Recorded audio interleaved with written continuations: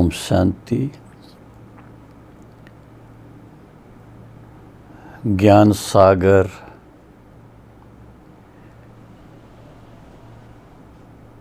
विश्व परिवर्तक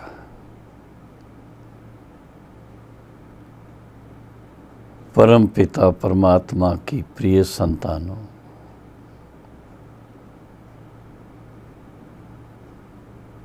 प्रिय बहनों और भाइयों, आज के युग में अनेक घटनाएं घट रही हैं।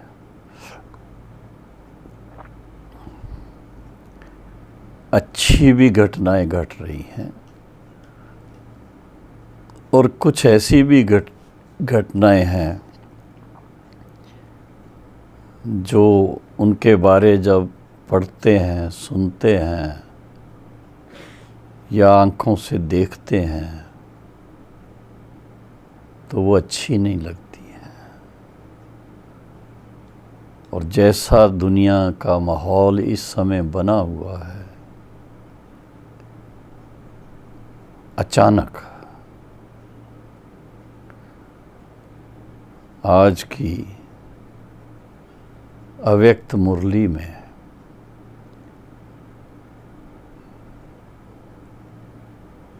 अव्यक्त बाप दादा ने हम बच्चों का ध्यान खिंचवाया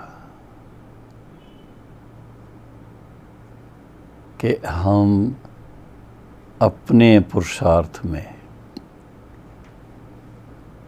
इतनी सिंसियरिटी से पुरुषार्थ करें, इतने फोकस्ड रहें, अपने लक्ष्य को सदा सामने रखें और जैसी पिता परमात्मा की हम बच्चों के प्रति भावना है कि हम माया जीत बने, जगत जीत बने, संपूर्ण पावन बने, संपूर्ण श्रेष्ठ बने, ऐसी सुंदर सुंदर भावनाएं उस पिता परमात्मा की और उनके साकार माध्यम ब्रह्मा बाबा की, इसके साथ साथ निमित्त बड़ी दादियों की, बड़े भाइयों की, सबकी यही है कि ये मोस्ट अपॉर्चून टाइम है। इस समय अगर समय को पहचान लें और समय की पहचान होने के फलस्वरूप अपने आप को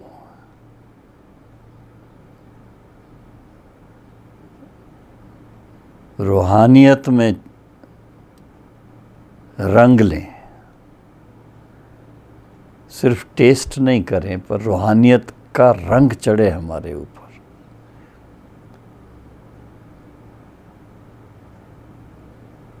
सभी जानते हैं बहुत बड़े बड़े डॉक्टर्स, बिजनेस पर्सन्स, साइंटिस्ट और फिर इसके साथ में एजुकेशनिस्ट, कई ऐसे मिसाल हैं जिन्होंने अपनी व्यवहारिक जीवन के साथ साथ आध्यात्मिक जीवन को जोड़ लिया था। उनकी लिखी हुई पुस्तकें जब हम पढ़ते हैं तो पता लगता है कि दुनिया के अंदर ऐसे महान आत्माएं जो देश के मुखिया बने, प्रेसिडेंट बन गए, प्रेसिडेंट राधा कृष्णन जी की बात कर रहा हूँ, इतनी महान आत्मा, लेकिन उन्होंने भारतीय संस्कृति के बारे में, भारतीय फिलॉसफी के बारे में इंग्लिश के माध्यम द्वारा बहुत सुंदर सुंदर अपने विचार व्यक्त किए और उसमें देखा गया कितनी विशालता है आध्यात्मिक जीवन की, कितनी गहराई है उसकी। कभी आप सोच नहीं सकते कि एक देश का प्रेसिडेंट, उनके मुख से आप सुने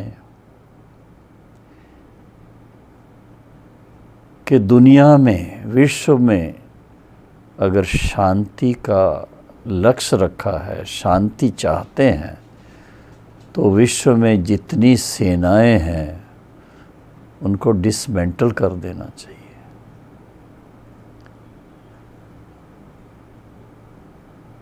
तो सवाल किसी ने किया, फिर समाज के अंदर डिसिप्लिन कैसे रहेगा?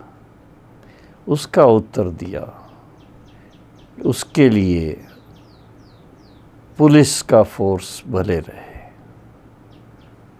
इंटरनल पीस और इंटरनल इंटीग्रिटी के लिए। ये ठीक है कि वर्तमान समय के अनुसार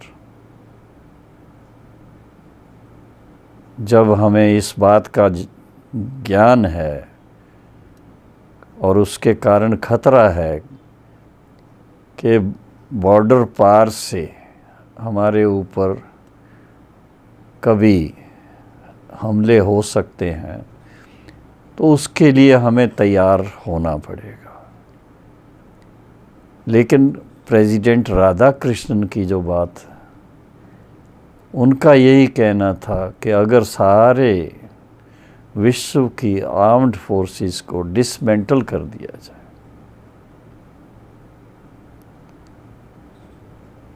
जितने वेपन्स हैं उन सब को समुद्र में फेंक दिया जाए,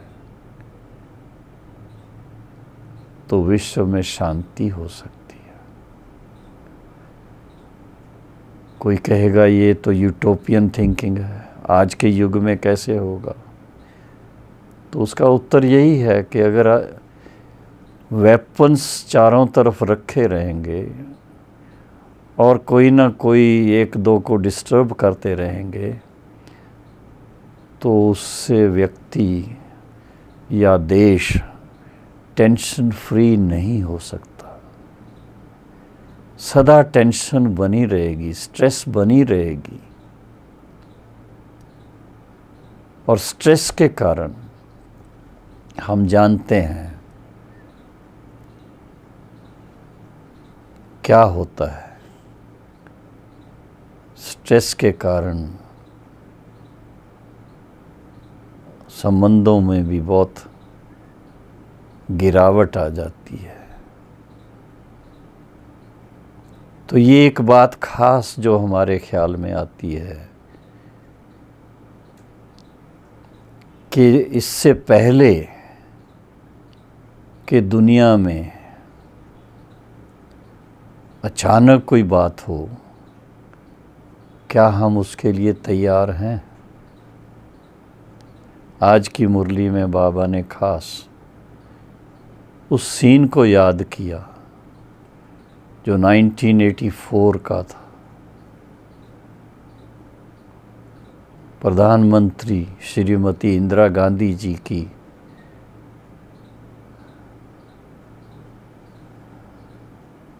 पुण्यतिथि होने के कारण, लेकिन जिस तरह से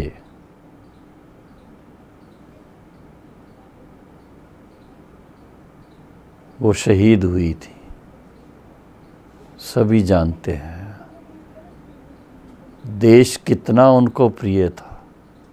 जैसे पंडित नेहरू को प्रिय था, वैसे इंदिरा जी को उससे भी ज़्यादा प्रिय था।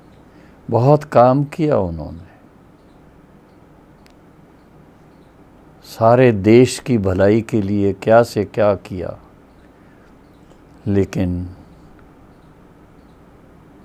ये भी एक हिसाब किताब कहें उनके ही अंगरक्षकों ने उनकी जान ले ली।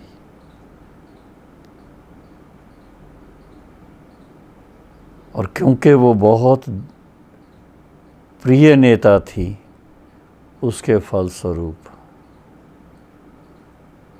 जानते हैं सभी 1984 में काफ़ी दंगे हुए, जिसमें कई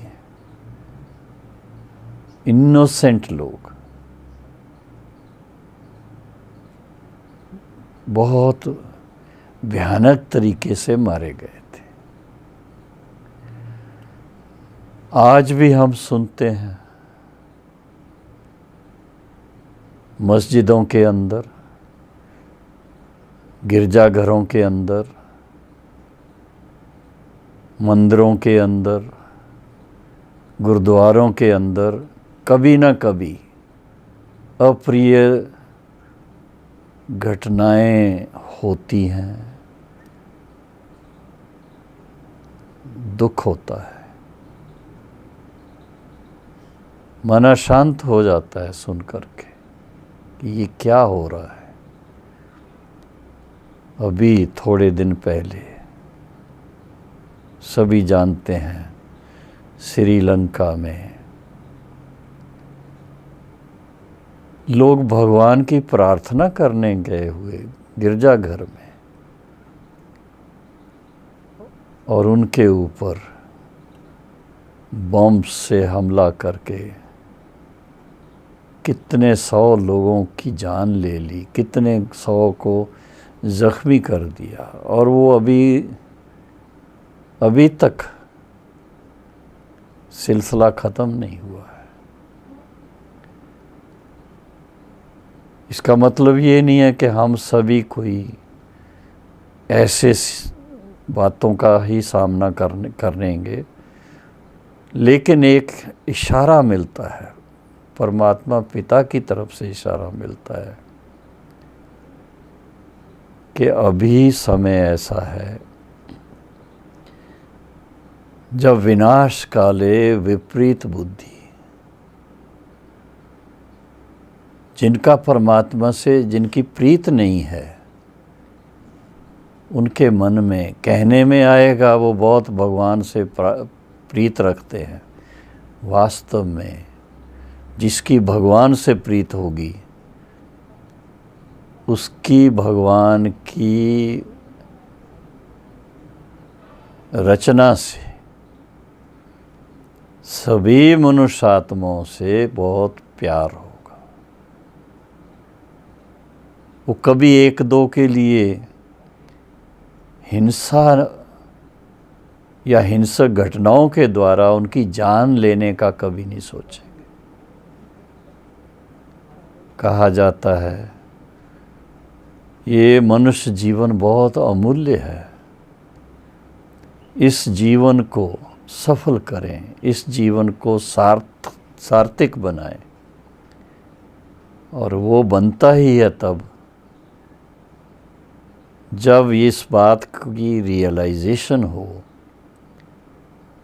कि हम वास्तव में इस धरा पर परमात्मा के बच्चे होने के नाते ऐसा श्रेष्ठ कर्म करें जो हमें देखकर या हमारे कर्म को देखकर कर्ण करावनहार परम पिता परमात्मा की याद आए।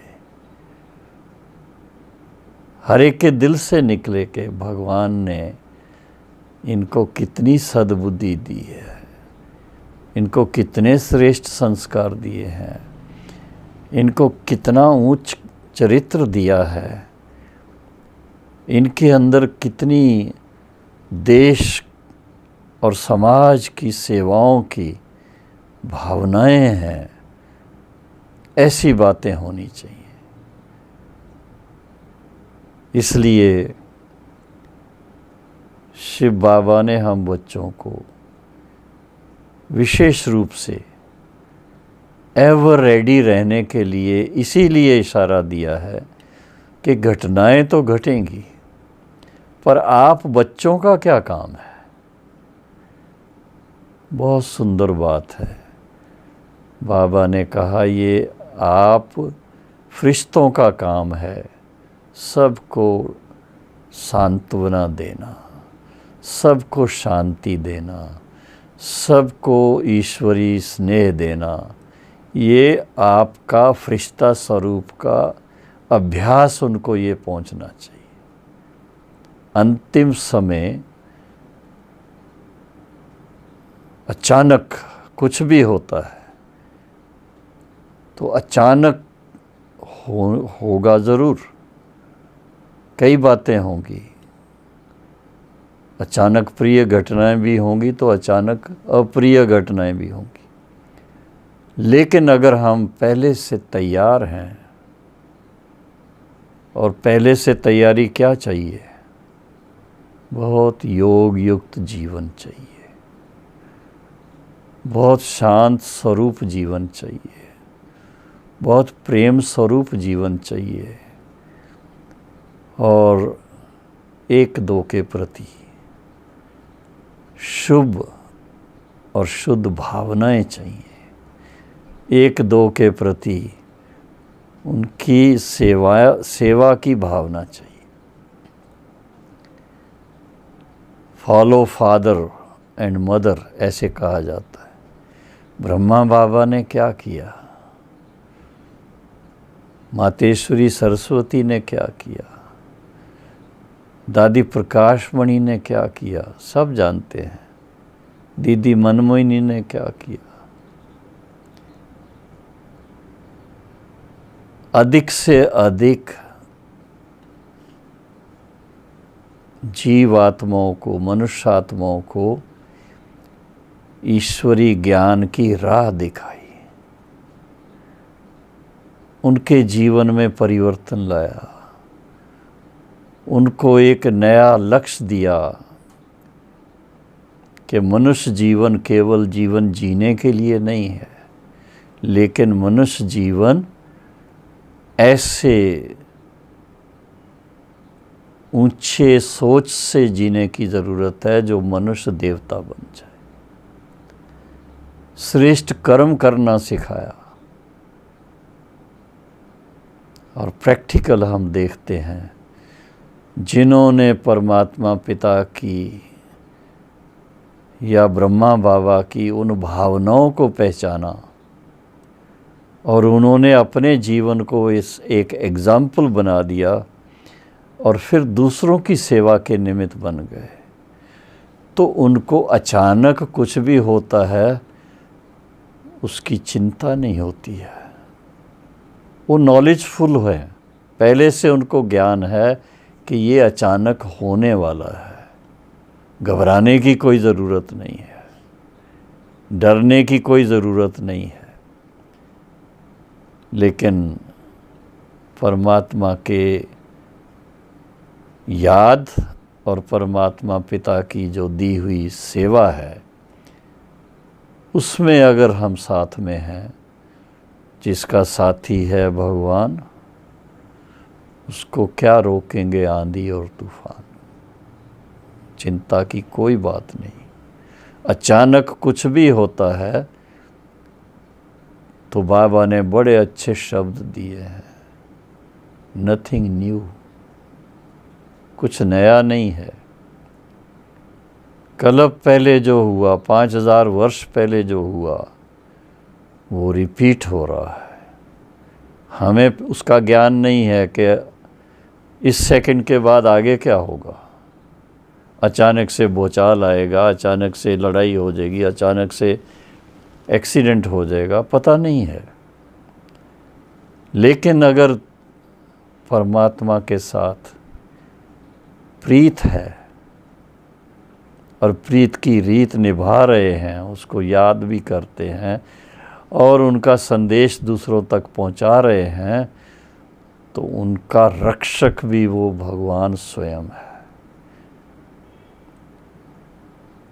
अचानक के समय भी बाबा के बच्चे उनकी रक्षा में चलते रहेंगे, सेफ रहेंगे। बाबा ने मिसाल दिया था, हालांकि है तो बड़ा सिंपल गांव का मिसाल,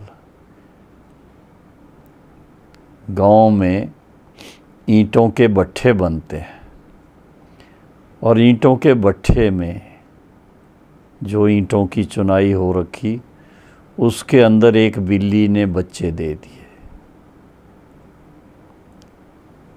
भट्ठे की ईंटें तो पक गईं, लेकिन बिल्ली के बच्चे जो थे वो सेफ रहे। ये है मिसाल बहुत सिंपल, लेकिन इससे हम बच्चों को इशारा मिलता है कि चारों तरफ अगर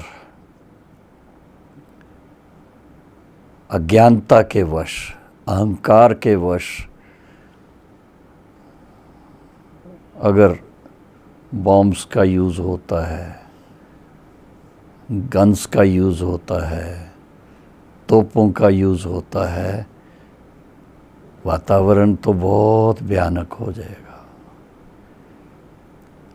लेकिन पहले से ज्ञान होने के कारण, पहले से जानकारी होने के कारण कि जब ऐसा कुछ भी हो तो क्या करना है, बाबा के साथ मन लगा के अपने आप को